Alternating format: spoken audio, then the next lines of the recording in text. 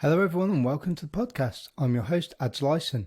Before we start today's podcast, if you're looking for surfing and outdoor gear, look no further. Go to Northcore on the internet and use the discount code capital letters GrumpySurfer15 to receive 15% off your purchase. Northcore are one of the leading surfing hardware brands in my eyes for the quality of product they create, so don't miss out. Also, before we start, the WaveKey guys have given us a discount code. So if you want 10% off your WaveKey subscription, use the code capital letters, one word, WaveKeyGrump to receive 10% off your subscription. And this is valid until the 1st of July 2021. So if you want 10% off your WaveKey subscription, use the code capital letters, WaveKeyGrump to receive 10% off your subscription. Now, what can I say about my guest over the next two episodes? He's one of the most creative and passionate surfers I've ever had the privilege to talk to. He was on the ASP World Tour in the 80s and 90s, surfing against some of the most iconic surfers, as well as being an iconic surfer himself. He has surfed some of the biggest waves the planet has to offer. He's also known for being a bit of a hellman out of the water on the World Tour, but in the water he used to blow his competition out of it. So, please enjoy my conversation with WaveKey founder Brad Gerlach. What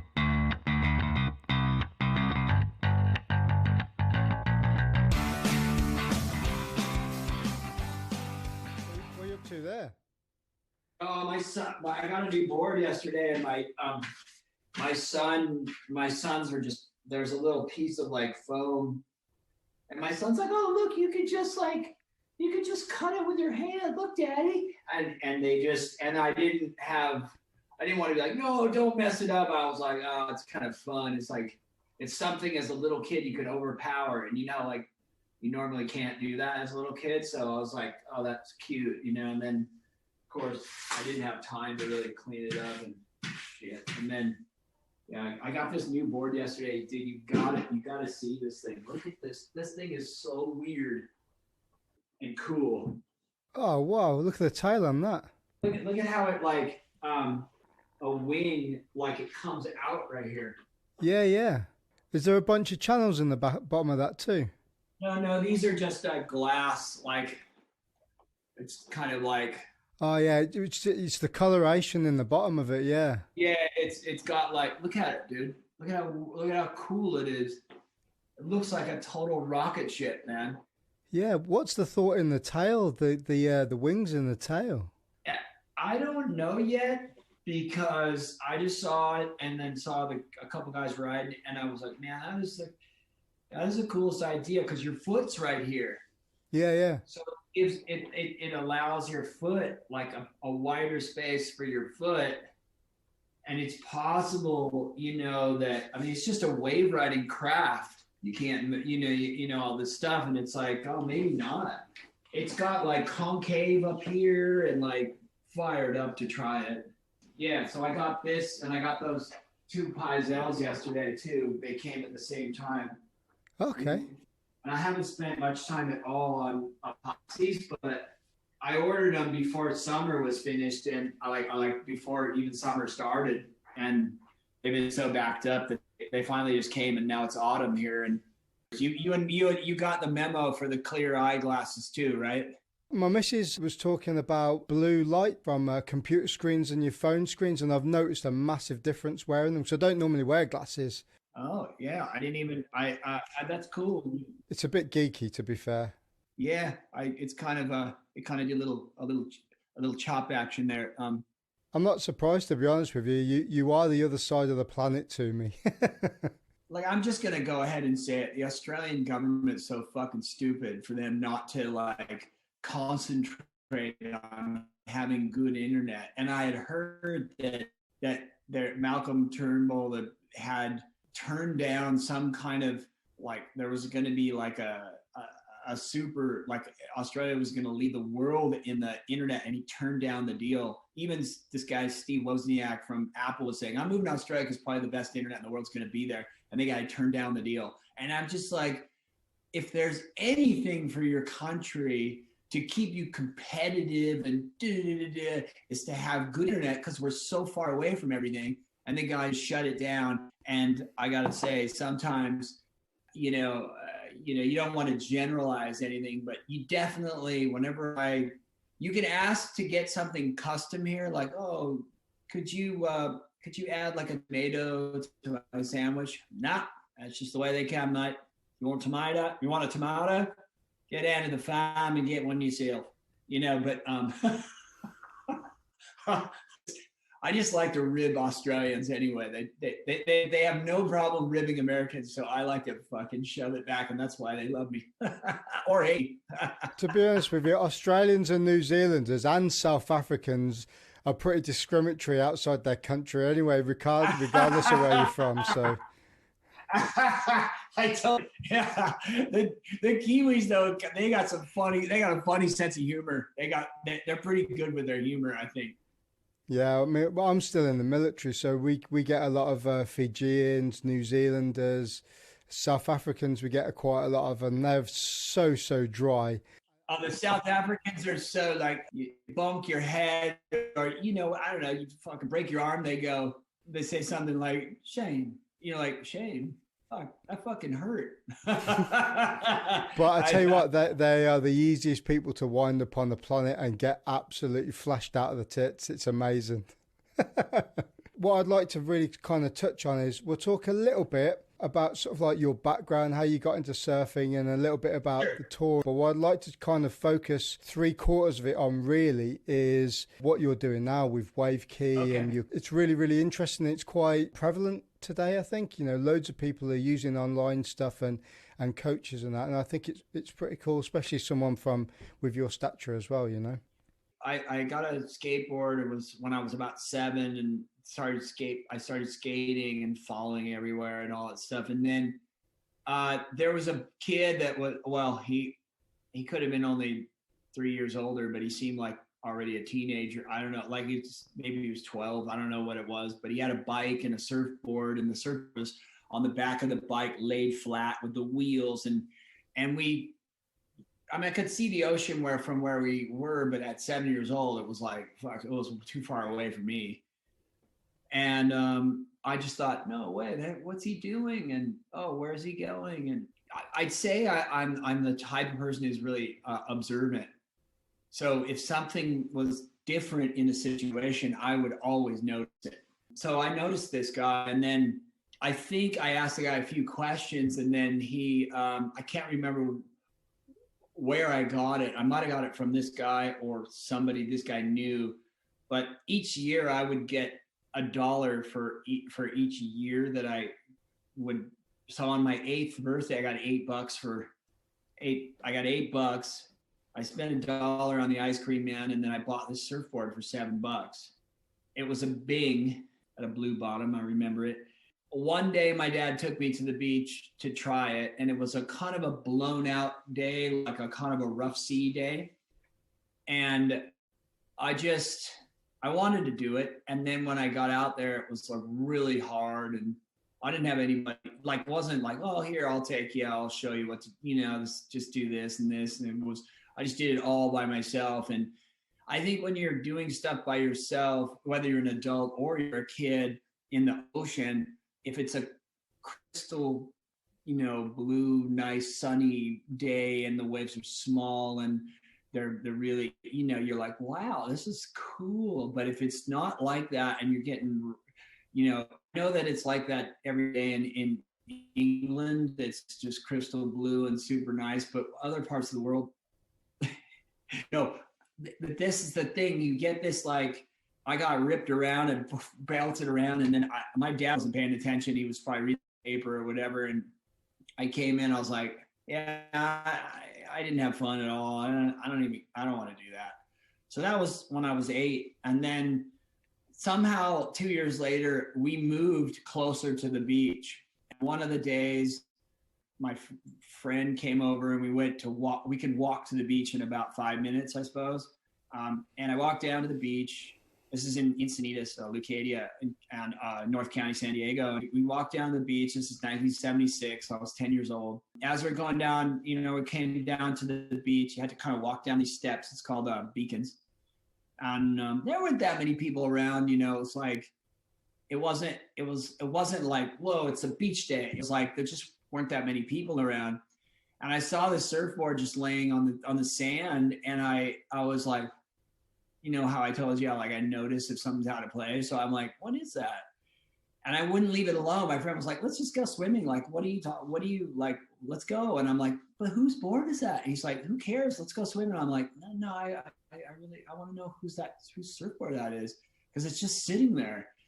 So I asked people around, like, is that your board? Is that your board? And even, you know, when you're a kid, you know, obviously some chick who's laying 400 yards away, it's not her surfboard, you know, but I still was like, I don't want to steal it. So I was like, is that your board? You know, it was nobody's board. It had no fin on it.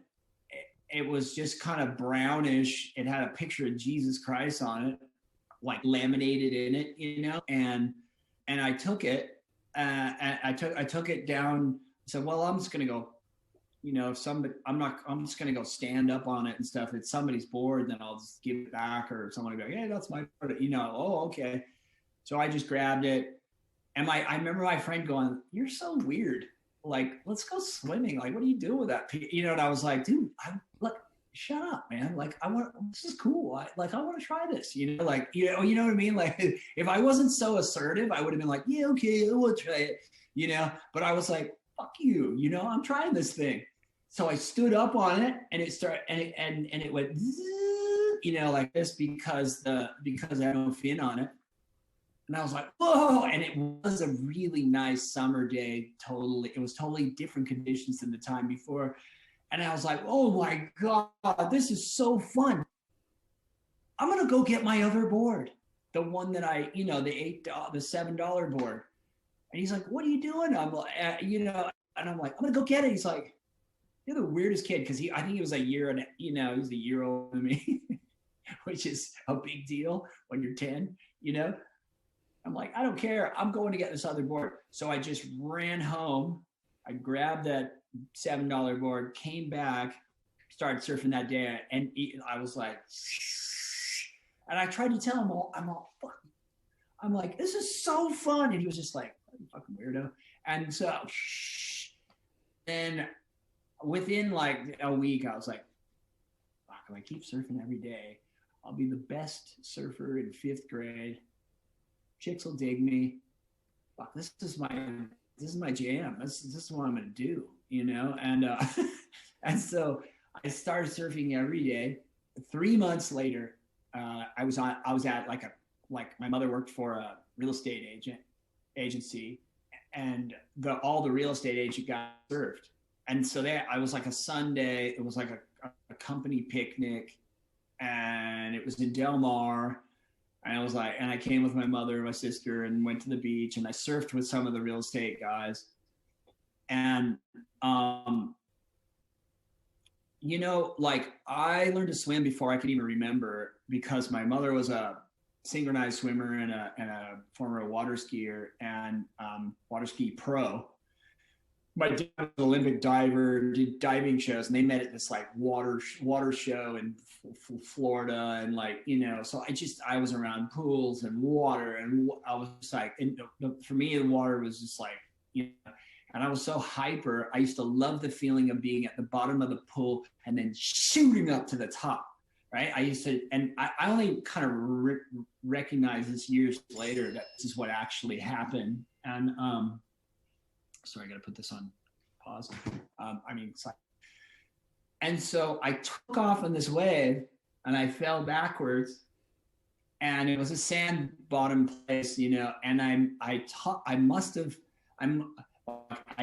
touched the bottom and then shot back up to get air, not because I was running out of air, it's because I was so hyper. I was like this.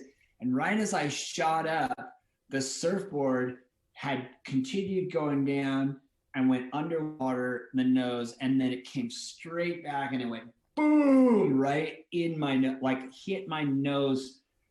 Like it was really lucky that it hit my nose and not my teeth and not my eyes, and you know, and on stuff. It just hit me fucking square. I remember it just being like I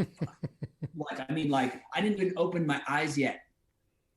I just all of a sudden I came up and it was just kaboom, you know? And then I didn't pass out, but it had cut my lip completely all the way through. My septum, like, it had been the thing right here had been cut, and then it cut up into here. So like the whole, and it broke my nose in 4 places, like in a way that it was like my septum had been like the doctor said it looked like an accordion. It was like, and so I had 150 stitches and plastic surgery, and I had a cast on my face for the year, 2 different surgeries because the scar was pulling my nose to the side, and like I didn't go to school, like I kind of whatever, I had this big fucking red scar on my face and like, on my lip. And I remember my dad saying like, oh, it'll give you character. And I was just like, what does character mean? Is that cartoon? I couldn't understand. I was like, character. And I told my mother, I was like, I'm never surfing again. And she's like, well, you might. I'm like, no. I'm like, I'm a skateboarder, do something else. I'm not surfing again. This, and I spent a lot of time in the hospital. Like some of the things that were really, I remember were, I had sort of like a plaster cast on my face, and we'd go out in public and just everybody was looking at me. And I'd just be like, what the fuck are you looking? I was so pissed off about it. Like, what are you looking at? What are these people looking at? Like, quit looking at me. Like, I was pissed off. And then when the cast came off and I went to school and everything, I got people were calling me like pig nose, like all kinds of names and shit like that. I fucking got angry, I was really angry. And I was angry at my mother too, but that's a whole other story. Anyway, like a whole year and a half went by, but thank God there were no phones, like there's nothing to do. So it's like all my friends are going to the beach that summer, and I'm like, well, I guess I'll go to the beach, but I'm definitely not surfing. And so I just go to the beach, and then I was kind of like, fuck, everybody's kind of surfing and shit. And I'm like, maybe I'll knee board. This little kid had this knee board, and I'm like, all right, I'll take it out. So I took it out, and I still have this vision of the wave that I I only rode the wave half of the wave on my knees because I was like, what am I doing on my knees? And it was like this, it was another really beautiful sunny, like, windless day, and like, it was like a mound of like beautiful water, and I'm on my knees going, huh? And I just stood up and was like, and cause I had that little bit of surfing from the time before, I could actually, at least I felt like I could control the surfboard enough for me to have fun. And I was like, and I'm like, oh my God, this is so fun. And it was like another jolt of like, that's it, I'm surfing. And I went to, and I told this kid, I'm like, hey kid, you don't live very close to the beach. You ought to leave this board with me. That way you can take the bus to the beach every day and get the board, because you can't put a board on the bus. This will get you surfing way more. And I remember the kid kind of going, yeah, I don't know. And I'm like, no, look, you're too young. You don't even totally understand. So you just leave it with me. Here's my number. Call me anytime. You can use it anytime. This will be good for you. and so I had the kids board for the summer, and I was, finally the kid's like, can you get my board back? And I was like, yeah, all right. And then I got another board. I just started surfing, and that's all I did is just surf. And before long, it was during the time of Dogtown and Tony Alba, Jay Adams, all that stuff. So I had a Dogtown skateboard. I was going to the skate park. I was like, I'm going to be a skate pro, doing these like snake runs and pools. And I was like, oh man, I love skating, but I would eat it and get cuts. And I'd also like Larry Burlman and buttons and all this stuff. And I was like, skating, surfing, skating. And I just was like, fuck, man, I want to be a surfer, So that's kind of like the start. That's a pretty horrific way to get into something though, right? I mean, you get absolutely annihilated in your face, and then pretty much disfiguring for a year, and then you go back to the beach, the place that it happened. I mean, some people would just not do that at all and just kind of rap, and they would go and do something else, really. Oh, I would have, but this is what I mean. Like, I'm like, why there were no phones. That, we lived in sort of a country-ish place. It wasn't, not everybody, all the fun was at the beach. So it was like, else am I going to do? Stay at home? There's nothing to do at home. There were 2 TV channels, like, I couldn't just veg out like people can today. Like, thank fucking God, because I'm talented with, like, I could have been an actor or a musician or something in that entertainment, which I knew I was. I knew I could do that, but I was, the thing was, the surfing just grabbed me, and it was like, oh, it was the most fun thing I could possibly do. I would dream about it. I would think about it all the time. I would just pour over the magazines. And when the surf movies came to town, I was like, oh, fuck, this is the best. I have to do this. I remember my mother saying to me, like, there's other things in life. And I'm like, no, there's not. Like, don't tell me that. This is what I'm going to do. Well, and I'm like, You just sound like a typical person that's been the product of their environment. And like you're saying, there's no phones, there was no internet then. I grew up in the 80s and the early 90s, so we didn't have any of that sort of stuff. So all we had was magazines and books and videotapes. And like you say, I mean, in this country, big surf films were quite a rarity to come to the cinema to go and watch, because I know in America it was quite a big thing, when the next Bruce Brown film came out, or a feature length film that came out. We didn't really had that, so we had like Surfer magazine, and we had like Wavelength magazine. So we would that was kind of like the absorption and where you got your content from, really. So yeah, I mean, being a product of that environment must have been a pretty cool thing to grow up with. Oh, dude, it was the coolest thing ever. And, especially with what was happening with skateboarding, it was the Encinitas, Leucadia, North County areas where Logan Ersky and Greg Weaver and Rampage, San Diego in the 70s. I mean, if you watch that movie, Dazed and Confused, yep, that was Claremont High School, which is Claremont was like 20 minutes away from where I, like little back from the beach. Ours was on the beach, and I like watch that thing and I go, that is exactly my high school. The hair, the music, the cars, the clothes, everything, man. I'm like, oh my God, that was what I grew up in. And I was like, and it was, and then you had all those surfboards are so sexy, man. When they like the way they built them back then with the colors and the pin lines and the care now, and all that stuff. It was like, I wanted to be a football player or a sport or an athlete, of some sort. I really liked baseball and I really liked football. I love football so much, American football. My dad loved it, and I saw myself as being a wide receiver or some kind of pro football player. And thank God I didn't do it, because I'm not a fast runner.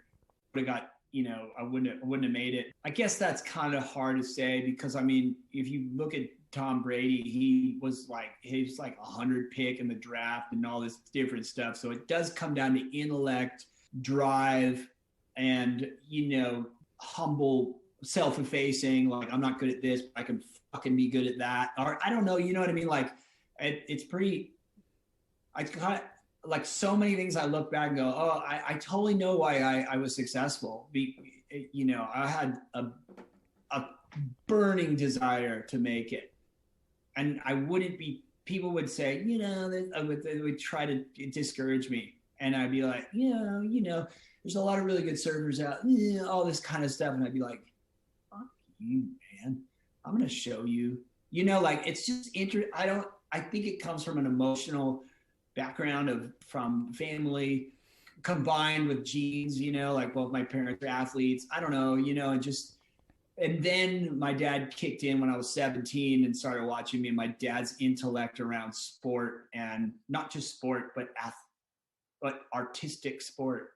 The artistic sports are all about feel.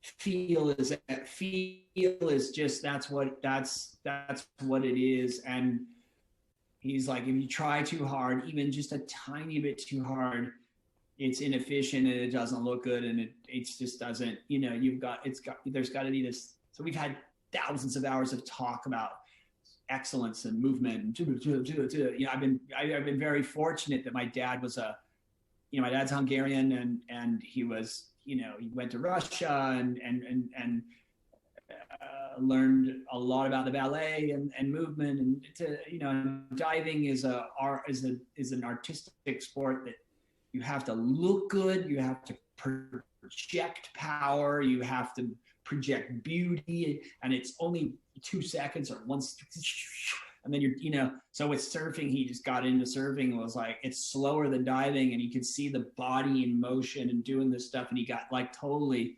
into it.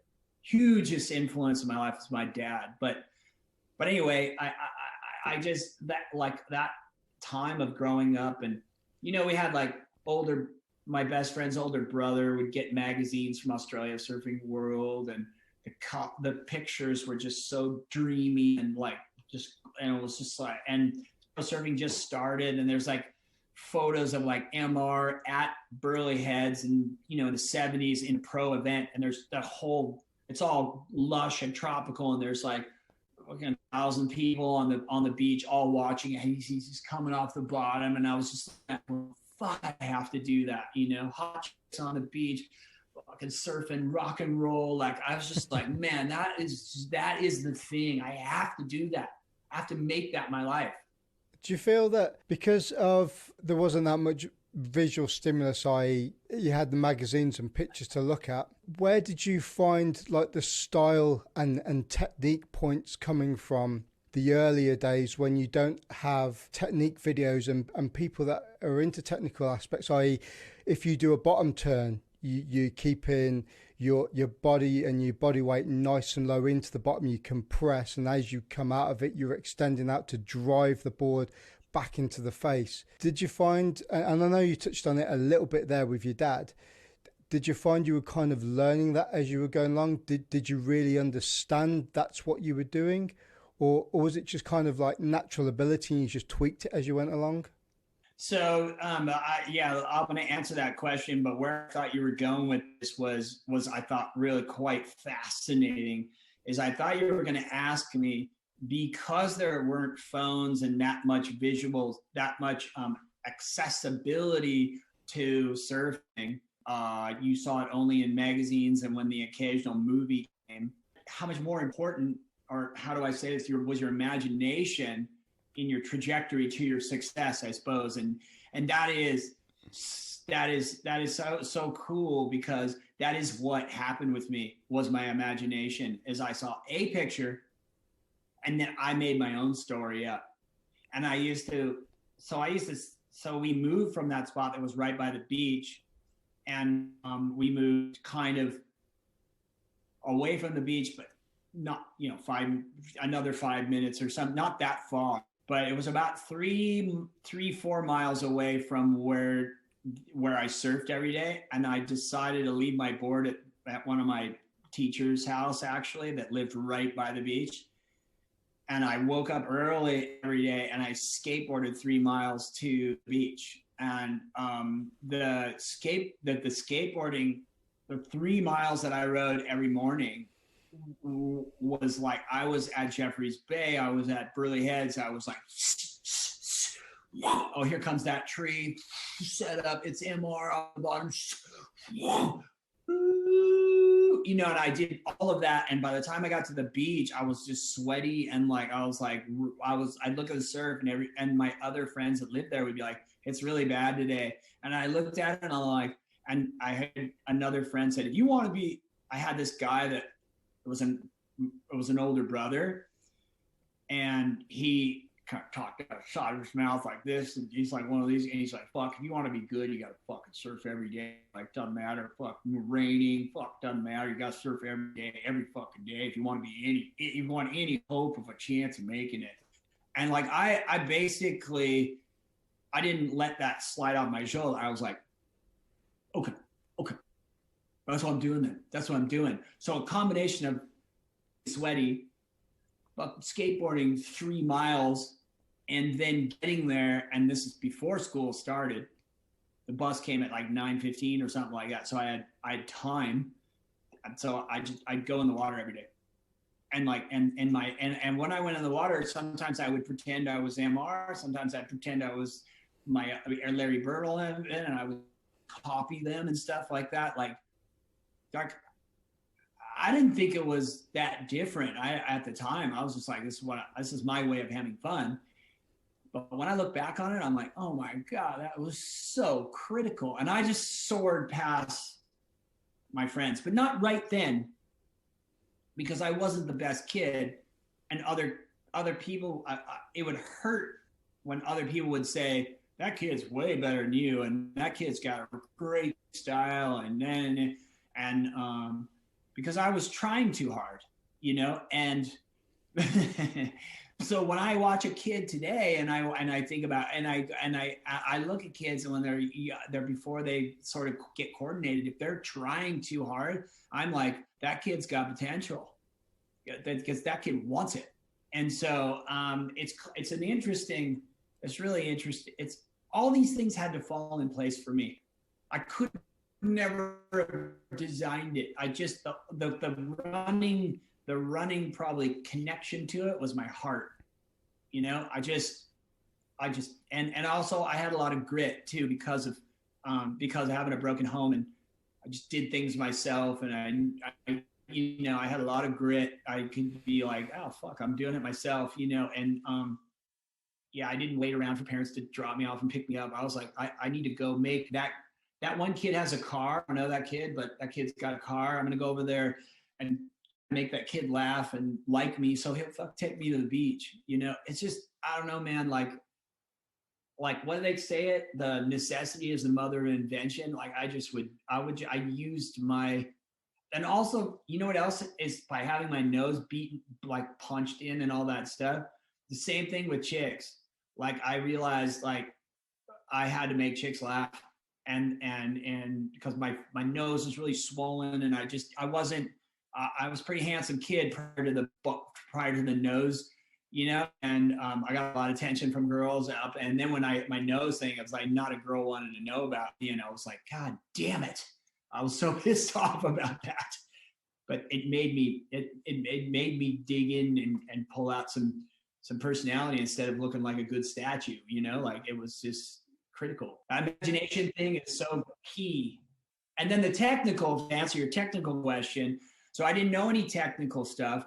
I had an older friend that was a really, really good surfer. I love the way he surfed. And he would he was like the team manager of the first surf company I got sponsored by, and they took us to contests, and I watched him surf and listened to him and what he liked. And I liked a lot of the same stuff he liked. And so he influenced me so much on style. And I mean, I thought he was better than Tommy Curran. He just was faster and gnarlier. And I thought he was much more radical. He's a little older than Tom, so like he had a little bit more power and stuff. But then, but like that kind of that. Then the technical stuff came from whenever I'd go to the contest. I would watch Tommy surf. Every time I watched Tommy surf, it was almost like instructions. I couldn't figure out the table from IKEA, and then Tommy would show up and he'd have the instructions, and I could put the table together. It was that. I have that. Fortunately, it's a gift. I have an ability to mimic and stuff. So I kind of think, actually, I know Kelly's really good at mimicking, and because he and I mimic voices and do stuff together all the time. And it's a hyper observant ability to copy. Now, copying is not what people are doing with Wavekey, is not what I'm saying for people to do for Wavekey. I'm getting them to do stuff themselves, to feel stuff themselves, providing the structure of the technique of what the body needs to do to control the surfboard. So there's a real, copying will only get you so far, but that's all we had. So I would copy, and then I would feel something and go, there, that's there it is. I feel it now. And then what I think, having my dad as my as my mentor, coach, after I was from 17 forward, told me some critical things along the way that if it was just my own mind, I would have missed them completely. And one of them was, there was a point in the 80s where there was a lot of complaints about surfers all copying Tom Curren. They all look the same. And so I'm so anti, like I'm my own guy with my own clothes and my own fucking this. And I'm like, I'm not copying nobody, you know, I'm me.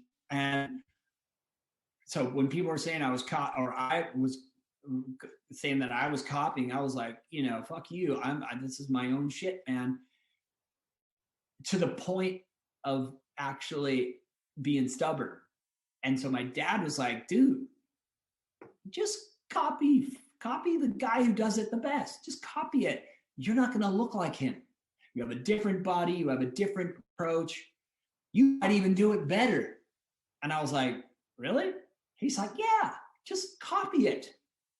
He does that better than you now. Just copy it. And I'm like, he's like, there's no way you'll look like him. No way. And I'm like, There's a lot to be said about visualization. You know, going back a little bit, kind of semi-answered the question anyway, because you were talking about, you saw pictures and eventually films, and going away and imagining you're those people. And when you're going to the beach, you can subconsciously, you've seen the technical aspect because you've seen people do it. And even probably to this day, you can probably see in lots of different people's techniques, whether they're good or bad or what they're doing wrong. And then you can almost kind of like see it in your head. So when you were younger and you were going, right, I'm MR or I'm Sean Thompson or Bugs or whatever, and doing top turns, bottom turns, snaps and stuff, trying to repetitively doing that over and over again. I mean, that's how our motor response works, right? Repetition equals you able to do that autonomously without even thinking about it. So what you're talking about there, where there's guys like Tom Carroll and Tom Curren, all these people that are in the visual media, and because they're such sort of like high profile people and people are copying them, well, you're right that you're not really, but people are subconsciously seeing what these people are doing and going, well, maybe I could surf like that. Maybe I need to jam a rail and hold it for longer, coming into a turn and coming out, you know, and that's how you get better, isn't it? It is, and I want to pull you up on this word holding. There's no holding in surfing. There's no holding. There's information out there to hold your turns, and it's fucking wrong. All right? And I know it through experience. Every time I've tried to hold a turn, you dig rail. So the body has to either be going up or down, spiraling up or spiraling down. And it could be on a micro level, but it needs to go up or down. It can never be holding. That's when you fall. That's when the board digs rail. Think about a car. You're driving a car and then you do corner. If you don't accelerate, if you don't, like, you sort of brake before the corner and then you accelerate around the corner, you get a sense of security. You have control. The car goes around the corner. You got to go around that corner at speed and take your foot off the accelerator and the gas and just coast around the corner. It's a sketchy feeling. You felt that before when you learned. Yeah, you're like, oh, right? It's the same in surfing. You have to be accelerating, and then there's gliding. And when you're gliding is where you need to be preparing to get your body in a position of leverage to be able to project yourself in the other direction. But there's no holding. And that I mean, sometimes I'm pissed off about those people telling people to hold your turns just because but they're just trying to help people. But like, I get kind of a little bit passionate about it because I'm like, you're gonna ruin people's fucking shit, man. You know, and that's their joy. You know, so don't tell them to hold the turns. But then again, I know that so many people I'm like an astronaut. I'm out there in the space. I collect the data and bring it back down to earth for surfers to continue to enjoy surfing all the way. My goal is, like, as long as I can walk, I want the option to ride a shortboard. Same as golf. 80-year-old guys on the golf course still hitting the ball. I want to still surf whatever board I choose is the right kind of thing if I can still walk. So that requires that the body, you don't have to be muscular. In fact, I probably surf better. The less muscle I have, almost the better I surf.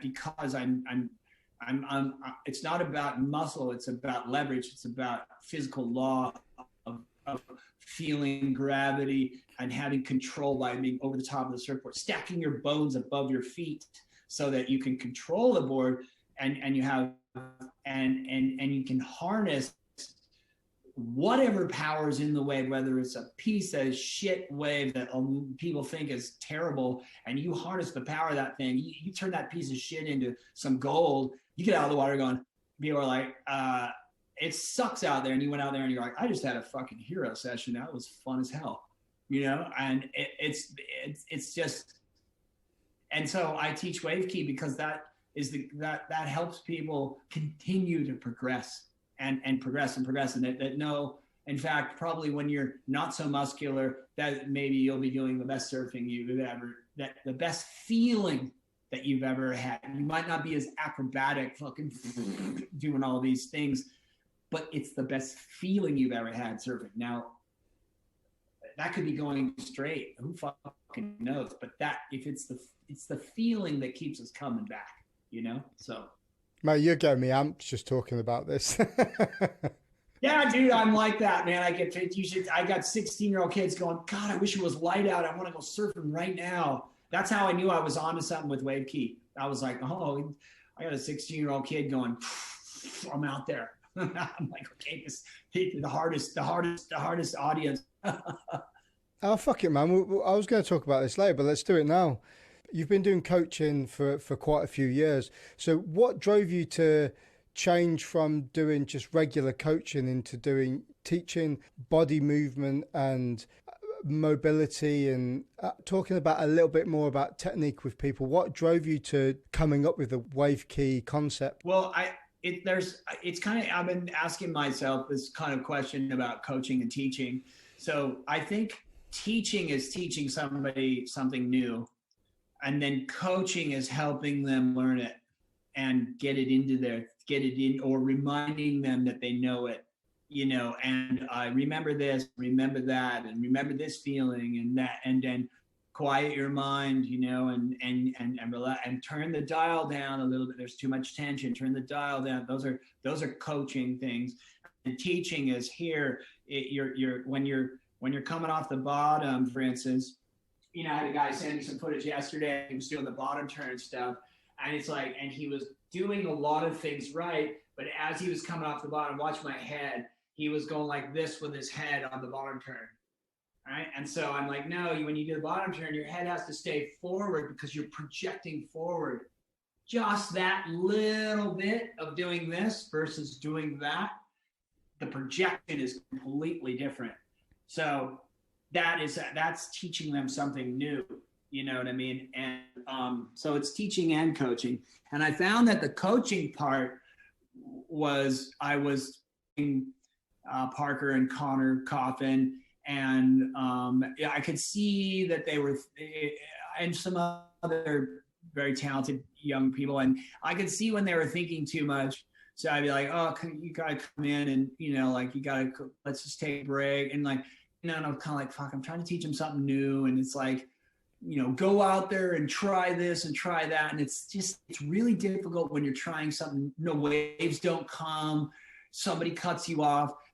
The athlete is 16 years old, dealing with testosterone, getting mad at things that they don't even know why they're getting mad. You know, like you're going, you know, it's not like, okay, go out there and do this. And then the waves come like golf balls or something, like, oh, just hit another golf ball. It's like, but, you know, and when you want something, like it's like you're like you're like the backside of a magnet. It's like you push the waves away from you when you really want it. You like, you know, and so I felt all this stuff growing up too, because I was like wanting to practice. And then I like, man, I need to teach in a controlled environment where there's no distractions, and I can show the person like, this is how you transfer the weight from your back foot to your front foot, and this is when you do it in a general sense, because I can't tell you like how it's not like fitting a score. It's not muscle memory, it's body awareness. Muscle memory memory means you are memorizing something that with surfing, it's not, you can't memorize something that you've never seen before. The waves are constantly changing. You're always in a different situation. You can't memorize it. That's like turning a square into a circle. So you have to have awareness. So it's instinctual. So you can read it. So you can slow down. But your body has to know automatically how to do it. So just by showing you it isn't enough. You've got to practice it. You've got to feel it in your bones. You've got to feel it. And the best way to do that is by going ultra slow and ultra slow motion, kind of similar to the way you see those people doing Tai Chi, because they're doing it with energy. And wave key, you're doing it with energy. You're using energy to project yourself forward, and you're doing it in slow motion so that your brain can connect to your nervous system to go, I know what to do.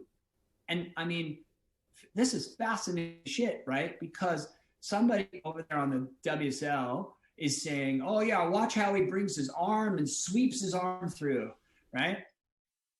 You can't just fucking sweep your arm through. You can't just fucking, no matter how many times you try to tell yourself, oh, I can put my arm through, if you lean over a little bit. Because the nervous system is connected to that reptilian part of your brain which is a survival. It's a survival part. So falling is commensurate or equivalent to being killed. So your nervous system does not want you to get killed. So it goes into stabilization mode. When you go into stabilization, you stop twisting. And so you can't fucking bring your arm through if your body's in a stabilization mode, because it's going into balance. For instance, as an example, when you go in to hit the top turn or just a cutback and you lean first before accelerating, your front arm goes like this to balance you out. And if your body's stuck like this, you can't bring your arm through because your front arm's doing the balancing. And no matter how much you try to tell yourself, move your arm, your nervous system's smarter than you, going, no, I'm not going to let you kill me. So you have to learn that the way to do it is to build trust with your nervous system, so your head stays right over the board. So when you do the turn, if you're right over the board, your body frees up and you're, yeah, you go for it, man. And it goes, so you don't have, well, what I mean is, you don't have to be 16 to do that. You don't have to be muscular. You don't have to, you just have to know how to turn off tension so that you can purposely put the tension in. It's so deep. There's so much there, and so much for people to learn and to learn on the floor. And then when they go surfing, just the act of putting yourself in the water and paddling and being in the water and being like, oh yeah, nobody wants this closeout, fucking I'm going, this feels exquisite, just making the drop. And so all of a sudden you're like, wait a second, there's all these waves out here nobody wants. And then next thing you know, boom, a perfect one comes right to you and you're like, nah, I'm in the spot. It's a metaphysical thing, and it compounds, it gets deeper and deeper and deeper, and I'm on just a great success with lots of people now that are I finally put it out into the world with the help of my wife, big time. I will not take the credit for that. And yeah, it kind of to answer your question, I needed to show people how to do things, on the floor without the seduction of the wave and all the shit that's going on in the beach. And then, so when you go surfing, you can just go surfing and it's totally free and enjoy and you be in a when you're in a playful place and you're not in a, I'm trying to work on my surfing, your chances of all that stuff that you've been working and practicing on the land, you can allow it to happen. But as soon as you try, even just a little bit, it's like almost like a gate shuts.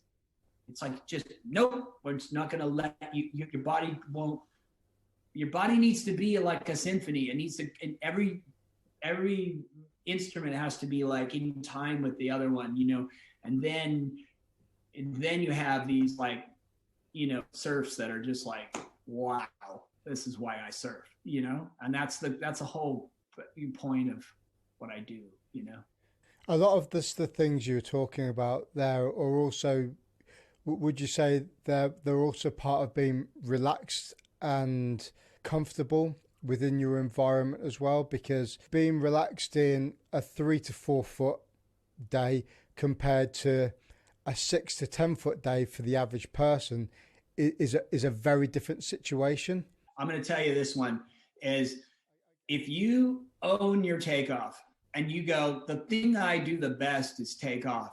Like I can stick takeoffs, right? All these different waves, big, small, this, that, they start to look, they go from being doable to being fun. Because you're like, I can make that. Because once you're up, the rest of it is fair. You know, you do need to control because you get a lot of speed and things like that.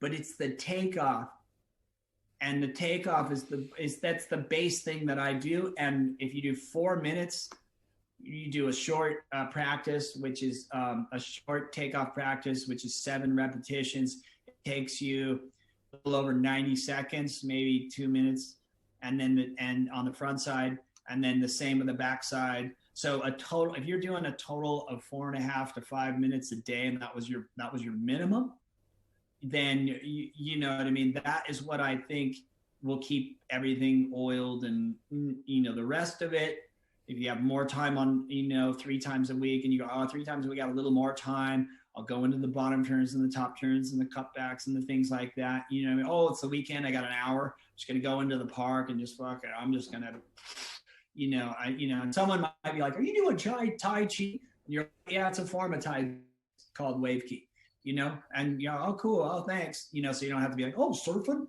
Oh, yeah, surf. Yeah, well, I used to, and you're like, yeah, dude, well, like, you know, cool, but I'm training, you know? So, dude, I'm telling you, the confidence comes from inside you. And when you feel it, you feel it. You don't override it. You probably know this being in the military. If you aren't prepared, and you get into a fucking a wild and woolly situation, people will be like, oh, yikes, oh, fuck. You know, you're like, no, I know what to do. I know what to do.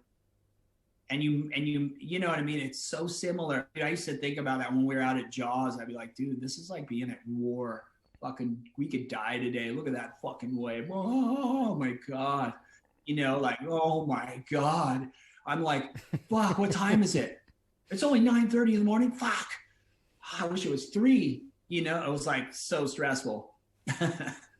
How do you feel from being back in day of being on the tour? You were known for being a bit of a hellman and, you know, a bit crazy, if I'm perfectly honest, to where you are now. Do you feel that you've had to go through all of that to be where you are now? Or so my second part to my question is, if you didn't have all that of experience previously, would you still end up where you are now? I don't know why, but I didn't know why then. I do know why now. I didn't know why then I needed to quit the tour as well and I just knew I needed to grow, and and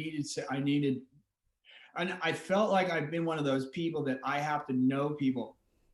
I have to know how other people live, and I have to know how, like, I got to experience the ups and downs of life. I've got to do these. I've got to take risks. I've got to do stuff in order to so that I'm not so I don't get stuck somewhere working in a 7-Eleven or something. I don't know. You know, I got to keep going and keep going. And sometimes, dude, I fucking crawled so far out on the branch that I'm like, this branch is gonna break and I'm going down.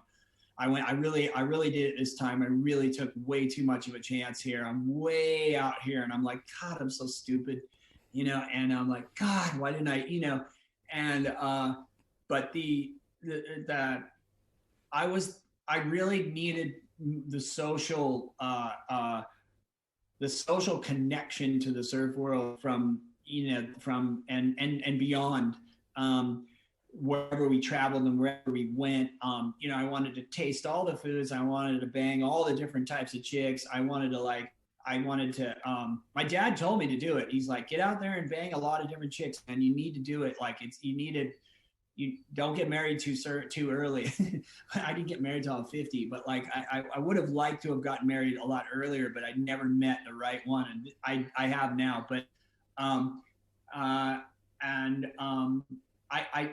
had to do all those things, make all those mistakes, and in order to be able to be a teacher, to be empathetic, and because the teaching is one of the, I got so lucky because my late mentor, she was so creative. She's like, teaching is so creative. And I needed to hear those words because I liked creative stuff.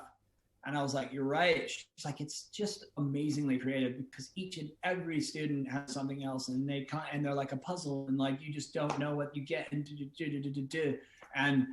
I feel confident as a teacher because of all those experiences. Now, like, I didn't save up a bunch of money and buy houses and not like a slumlord or whatever, stuff that I could have fucking totally done. But I made mistakes and didn't do that. But here I am. I got two really beautiful little boys, and I got an incredible wife who we play music with, who loves to actually film me surfing. Like, she likes to be outside, do something creative, and she finds that we have such a good connection. So in love with her. She's so in love with me. I can feel it. And our kids are it's hard, man. She has her business, I have mine. The kids, like, with the pandemic, and we just look at each other and go, fuck, we were the wrong person, right? It just blow a gasket. I used to be like, oh my God, and so with all of that stuff I could look back. There's definitely some regrets. I wish I would have made different decisions and things like that. And there were times in my life that I was angry at myself or not, but I somehow knew that at some point I would get somewhere where I'd be like, man, that was necessary, so yeah. At the end of the day, we're all journeymen, right? We're born naked, and we die, And that's it. Please tune in next week for part 2 of the podcast with the legend that is Brad Gerlach. If you're enjoying the podcast, please subscribe and follow on your podcast provider, and maybe leave a little review on Apple Podcasts. Also, if you follow the podcast on Instagram and Facebook, search for the Grumpy Surfer Podcast. Thanks for listening.